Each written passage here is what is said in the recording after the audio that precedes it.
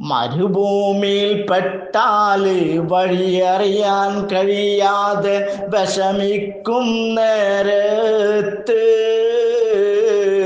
ജിന്നെ വിളിച്ചോളി ശബ്ദം കേൾക്കണ്ട, അതിനായി കാത്തിടണ്ട, അതിനായി കാത്തിടണ്ട. അങ്ങനെ നിയമം വിട്ടമേലില്ല, അങ്ങനെ ഇസ്ലാഹിൽ എഴുതിയിട്ടില്ല. ജബ്ബാറെന്നുള്ള അപ്പോസ്തലൻ പറഞ്ഞ പോലെ ചെയ്താൽ മതിട്ടോ, പോലെ ചെയ്താൽ മതിട്ടോ.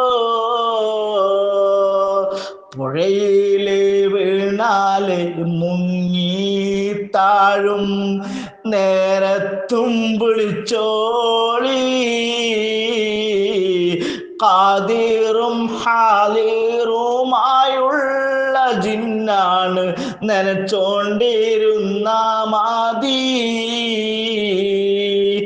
അവിടെയും ശിർക്കില്ല എന്ന നിയമം വിഷ്ടം മെമ്പർഷിപ്പ് എടുത്താൽ മാത്രം നിയമം, അല്ലാത്തോർക്ക് ശിർക്കാണ്, അല്ലാത്തോർക്ക് ശിർക്കാണ്. വിഷ്ടം മെമ്പർഷിപ്പ് എടുത്താല് കരയിലെ ജോസഫിനെ വിളിച്ച മാതിരിയ കേട്ടോളി, ശിർക്കില്ല ഹറാമുമില്ല, ശിർക്കില്ല ഹറാമുമില്ല. ഏറ്റവും പുതിയ ജിന്നമാല വിഷ്ടം ജിന്നൂരികൾക്കായി ഡെഡിക്കേറ്റ് ചെയ്യുന്നു. അനസ് മൗലവിക്കെതിരെ മാനനഷ്ടത്തിന് കേസ്. വിഷ്ടം ജിന്നൂരികളെ അപമാനിച്ചു അനസ് മൗലവി എന്നാ പറയുന്നത്. ഹുസൈൻ സലഫി വിഷ്ടം ജിന്നു പൂജക്കെതിരെ, അതിലുള്ള ചികിത്സാ മന്ത്രവാദത്തിനെതിരെ ശക്തമായി പോരാടുന്ന ഒരു വീഡിയോ നിങ്ങൾ കേൾക്കുക. അതിനുശേഷം അനസ് മൗലവിക്കെതിരെ മാനനഷ്ടത്തിന് കേസ് കൊടുക്കുന്ന ആ വിഷയത്തിലേക്ക് നമുക്ക് വരാം.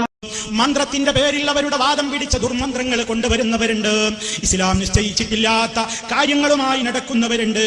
അതല്ലേ മുജാഹിദുകളെ കുറിച്ച് പറയുന്നു, അവർ ജിന്നുകളെ അടിച്ചിറക്കുന്ന ക്ലിനിക്കുകൾ നടത്തുന്നു. പറയട്ടെ, ഒരൊറ്റ മുജാഹിദിനും അങ്ങനെ ഒരു കേന്ദ്രമില്ല. മുജാഹിദുകൾ ഇങ്ങനെ ജിന്നിളക്കിയിട്ട് ആ ജിന്നിനോട് സംസാരിച്ച് ഇന്റർവ്യൂ നടത്തുന്നവരല്ല. ആ ജിന്നുകളെ അടിച്ചിറക്കിയിട്ട് അവരോട് സംസാരിച്ച് ആ ജിന്നുകൾ പറയുന്നത് കേട്ട് വിശ്വസിക്കാൻ മുജാഹിദിനെ കിട്ടൂല.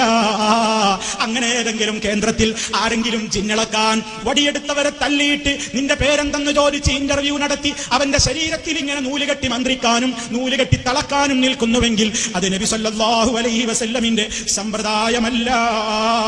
കേട്ടോ, ആ വിഷയത്തിലെ വീക്ഷണവും വളരെ കൃത്യമായി തന്നെ ഇതാ മുജാഹിദ് പ്രസ്ഥാനം കേരളത്തിന്റെ മുമ്പിൽ അറിയിച്ചിട്ടുണ്ട്. നേരത്തെ വായിച്ച ജിന്ന് പിശാച്ച് റുഖിയ ശറയ്യ എന്ന പുസ്തകത്തിൽ തന്നെ കാണാം. കേട്ടോളൂ, എന്താണ് ഹദീസുകളിൽ സ്ഥിരപ്പെട്ട പ്രാർത്ഥനകൾ ആ രൂപത്തിൽ നിർവഹിക്കുക എന്നതിനപ്പുറം ഒരു രോഗിയെ കണ്ടാൽ അത് ജിന്നുബാധയാണെന്ന് ഉറപ്പിക്കുകയും അവരെ ഇന്റർവ്യൂ നടത്തുകയും ജിന്നുകൾക്ക് നിർദ്ദേശം നൽകുകയും ചെയ്യുക എന്നത് ഇത്തരം ചികിത്സകരുടെ പൊതു സ്വഭാവമാണ്. എന്നാൽ തന്റെ അരികിലെത്തിയ ഏതെങ്കിലും രോഗികളോട് നബി സല്ലല്ലാഹു അലൈഹി വസല്ലമയോ റസൂലിനെ പിൻപറ്റി സുന്നത്തിൽ സ്ഥിരപ്പെട്ട പ്രാർത്ഥനകൾ നടത്തിയ സ്വഹാബികളോ ഇത്തരം ഒരു രീതി അനുവർത്തിച്ചതായി കാണാൻ കഴിയില്ല. ഈ പുസ്തകത്തിന്റെ 44-ാമത്തെ പേജ് ഇനിയും കേട്ടോ, 45-46 പേജിൽ നിന്നുകൂടി വായിക്കട്ടെ. ഒരാൾക്ക് രോഗമുണ്ടായത് പൈശാചിക ഉപദ്രവത്താലാണോ എന്ന് ഉറപ്പിച്ച് പറയാൻ വഴിയൊന്നുമില്ലെന്നും വഹി ലഭിക്കുന്ന ദൈവദൂതൻ സല്ലല്ലാഹു അലൈഹി വസല്ലമിന് മാത്രമേ അത്തരമൊരു കാര്യം കണ്ടോ അടിവരയിട്ട് മനസ്സിലാക്കിക്കോ ഉറപ്പിച്ചു പറയാൻ കഴിയൂ എന്നുമുള്ള പണ്ഡിതന്മാരുടെ വീക്ഷണം കൂടി ഇതോടൊപ്പം ചേർത്ത് വായിക്കേണ്ടതുണ്ട്. ഇനിയും കേട്ടോ, റുഖിയ ശറയ്യ എന്ന ഓമന പേരിൽ പ്രമാണങ്ങളുടെ പിൻബലമില്ലാതെ ചെയ്യുന്ന കാര്യങ്ങളിൽ പെട്ട മറ്റൊന്നാണ് ഖുർആനും മറ്റ് ദിക്റുകളും പിഞ്ഞാണം തളിക തുടങ്ങിയവയിൽ എഴുതി കുടിക്കാൻ നൽകുന്നത്. ഇപ്പോൾ ഇതിനു വേണ്ടി പ്രത്യേക ആയത്തുകൾ ചില പ്രത്യേക കടലാസുകളിൽ അച്ചടിച്ച് തയ്യാറാക്കുന്ന കേന്ദ്രങ്ങളുണ്ടത്രേ. ഓരോ രോഗത്തിനും ചികിത്സകർ നിശ്ചയിക്കുന്ന ആയത്തുകൾ അച്ചടിച്ച കടലാസുകൾ മിനറൽ വാട്ടർ ബോട്ടിലുകളിൽ മുക്കിവെച്ച ശേഷം ആ വെള്ളം രോഗശമനത്തിന് ഉപയോഗിക്കുന്ന രീതി പോലും ചില പ്രദേശങ്ങളിൽ കാണുന്നു. തജ്രിബ അഥവാ അനുഭവത്തിന്റെ പേരിൽ ആരൊക്കെ ഏതൊക്കെ രീതികൾ ആവിഷ്കരിച്ചാലും അല്ലാഹുവിന്റെ റസൂൽ സല്ലല്ലാഹു അലൈഹി വസല്ലമിൽ നിന്ന് ഇത്തരമൊരു രീതി സ്ഥിരപ്പെട്ട് വന്നിട്ടില്ല എന്നത് സുവ്യക്തമാണ്. അതിനാൽ തന്നെ പണ്ഡിതന്മാർ ഇതിനെ എതിർത്തിട്ടുമുണ്ട്. കണ്ടോ, ഇതാണ് മുജാഹിദുകൾക്ക് പറയാനുള്ളത്. പണ്ഡിതന്മാരെടുത്ത തീരുമാനമാണ്. അത് കൃത്യമായി എഴുതി വെച്ചിട്ടും പിന്നെയും മുജാഹിദ് പണ്ഡിതന്മാര് ജിന്നടിച്ചിറക്കാൻ വേണ്ടി തച്ചിറക്കാനും അടിച്ചിറക്കാനും വടിയും കുന്തവുമായി നടക്കുന്നു എന്ന് പറഞ്ഞ് ഇനി ആക്ഷേപിക്കണ്ട. മുജാഹിദുകൾക്ക് ആ പണിയില്ല. അങ്ങനെ ജിന്നിനോട് സംസാരിച്ച് അവൻ പറയുന്നത് വിശ്വസിച്ചും കേട്ട് തിരിച്ചു പോരുന്ന പരിപാടിയില്ല. അതുകൊണ്ട് എന്താണോ നബി സല്ലല്ലാഹു അലൈഹി വസല്ലം പഠിപ്പിച്ചത് അവിടെ ഒതുങ്ങി നിൽക്കുന്നു. അതിനപ്പുറമുള്ളതിലേക്ക് പോകാൻ മുജാഹിദുകൾ തയ്യാറല്ല. ഈ നിലക്ക് കൃത്യമായി തന്നെ സമൂഹത്തിന്റെ മുമ്പാകെ ഇത് പഠിപ്പിച്ചു കഴിഞ്ഞ ആദർശ പ്രസ്ഥാനത്തെ സംബന്ധിച്ച് ഇനിയും ആക്ഷേപങ്ങൾ ചൊരിയുന്നുവെങ്കിൽ അത് കുപ്രചരണമല്ലാതെ മറ്റൊന്നുമല്ല എന്ന് എല്ലാ ഈ രൂപത്തിലുള്ള ആരോപണങ്ങൾ സ്റ്റേജുകളിലൂടെ പറയുന്ന ആളുകൾ മുഴുവൻ ഓർമ്മിപ്പിക്കുന്നു. കേട്ടല്ലോ സഹോദരങ്ങളെ, വിഷ്ടം ജിന്നൂരികൾ ഇപ്പോൾ ചെയ്തുകൊണ്ടിരിക്കുന്ന ജിന്ന് ചികിത്സ, അടിച്ചിറക്കലും ഓടിക്കലും പായിക്കലും ഗണപതിയെ വരുത്തലും എല്ലാറ്റിനുമെതിരെ ഉമ്മർ ഹുസൈൻ സലഫി രംഗത്ത് വന്നിരിക്കുകയാണ്. ആ ഹുസൈൻ സലഫി അതിൽ തന്നെ ഉറച്ചു നിൽക്കുമോ എന്നാണ് കേന്ദ്രമാര് ഉറ്റുനോക്കുന്നത്. ആ ഉറ്റുനോക്കുന്നതിനിടയിലാണ് അനസ് മൗലവിക്കെതിരെ മാനനഷ്ട കേസ് വന്നിരിക്കുന്നത്. അനസ് മൗലവി പറയട്ടെ, നമുക്ക് കേൾക്കാം.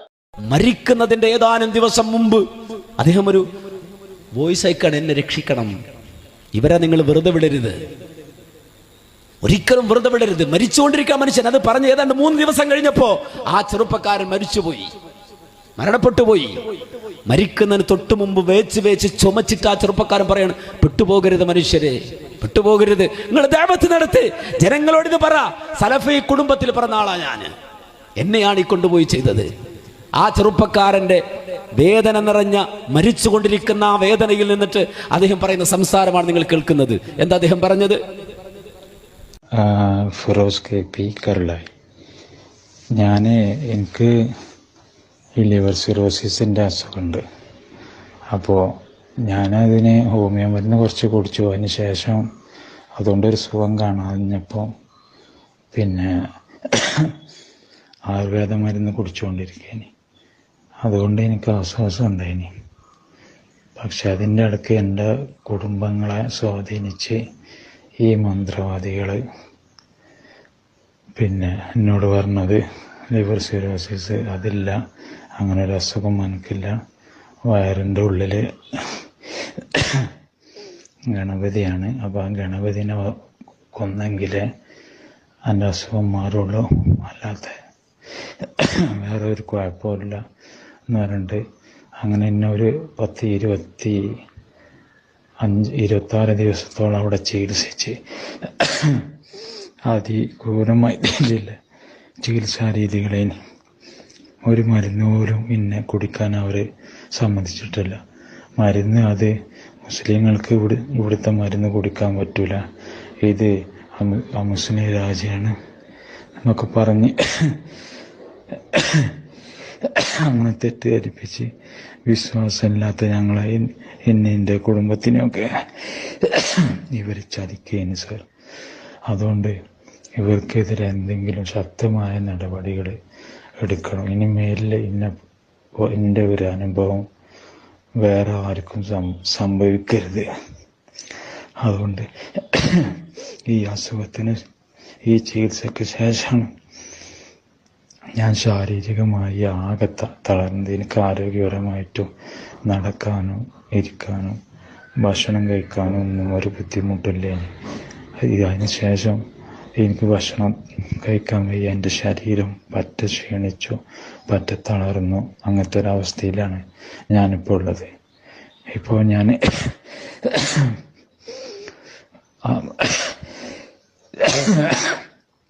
ആയുർവേദ മരുന്ന് കുടിച്ചുകൊണ്ടിരിക്കുകയാണ്.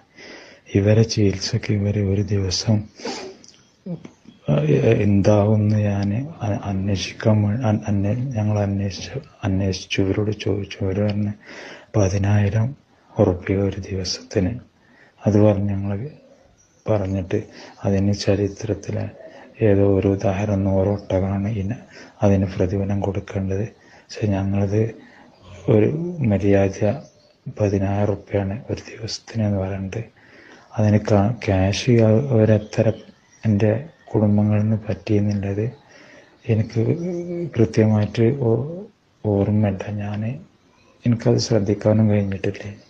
ഞാൻ അത്രത്തോളം തളർന്നു. എനിക്കൊരു 25 ദിവസത്തോളം എന്ന് പറഞ്ഞിട്ട് പ്രസംഗിച്ചില്ലേ, അതേ മഞ്ചേരിയിലെ സ്ഥാപനത്തിലാ കൊണ്ടുപോയി ആ കുഞ്ഞിനെ ഇട്ടത്. നിങ്ങൾ ചിന്തിച്ചു നോക്ക്. എന്നിട്ട് ഏറ്റവും വേദനയോടെ അയാൾ മരണപ്പെട്ടു.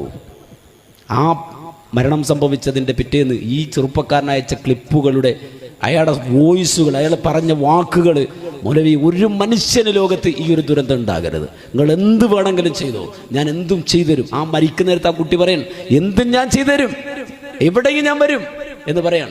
അവസാനം അയാൾ മരിച്ചു. ഞാൻ അതിനുശേഷം പ്രസംഗിച്ചപ്പോൾ ചില ആളുകൾ പറഞ്ഞ് നിനക്കെതിരെ കേസ് കൊടുക്കുന്ന. കളിച്ചു വെക്ക, ഈ പറയുന്ന തോന്നിയാസം ചെയ്തവനെതിരെ പ്രസംഗിച്ചപ്പോ കേസ് കൊടുക്കും, കായക്കൊടിയെ ഈ മനസ്സിനെയും ഞങ്ങൾ അറസ്റ്റ് ചെയ്ത് അകത്താക്കുന്ന. ഞങ്ങൾ അന്തസ്സായിട്ട് വെല്ലുവിളിച്ച്, നിങ്ങൾ ധൈര്യം ഉണ്ടെങ്കിൽ കേസ് കൊടുക്ക്. ഇപ്പോഴും ആ വെല്ലുവിളി നിൽക്കാണ്, കേസ് കൊടുക്ക. നിങ്ങൾ എന്തു വലിയ അപവാദവും, എന്തു വലിയ ഒരു അക്രമം, എത്ര വലിയ തോന്നിയാസം. ആ തോന്നിയാസാണ് ആ കുഞ്ഞിനോട്, ആ വ്യക്തിയോട് പറഞ്ഞ് പഠിപ്പിച്ച് അവനെ ഇങ്ങനെ വളർത്തിയെടുത്തത്. ഇതിന് പറയുന്ന പേരാ മന്ത്രവാദം. ഈ മന്ത്രവാദത്തിന്റെ ഇടപെടലുകളുടെ ലിസ്റ്റ്, കണക്കുകൾ, തെളിവുകൾ 1 അല്ല 2 അല്ല 3 അല്ല, നിരവധി നിരത്തി വെക്കാൻ നമുക്ക് സാധിക്കുന്നു. അപ്പൊ ഇത് വളരെ ഗൗരവത്തോടെ നമ്മൾ കാണേണ്ട വിഷയമാണ്. എൻ്റെ പ്രിയപ്പെട്ട വിസ്റ്റം സഹോദരങ്ങളോട് പറയാം, നിങ്ങളൊരു ലലാലത്തിൽ അകപ്പെട്ടു പോയി. നേർക്കുനേരെ പറയാലോ, ഇതിനെ വളച്ചു കെട്ടി സംസാരിക്കുന്നത്. ആ ലലാലത്ത് എന്ന് പറഞ്ഞാൽ ആയത്ത് ദുർവ്യാഖ്യാനിച്ചു തുടങ്ങിയ ലലാലത്താണ്. ദുർബലമായൊരു ഹദീത്തിന്റെ വാലിൽ തൂങ്ങി നിങ്ങൾ എരന്നു വാങ്ങിയ ലലാലത്താണ്. അവിടെ നിന്ന് പോയി ചാടിയത് എന്ന് പറഞ്ഞാൽ കുഫ്രിന്റെ ലോകത്താണ്, തൗഹീദിന്റെ ലോകമല്ലത്.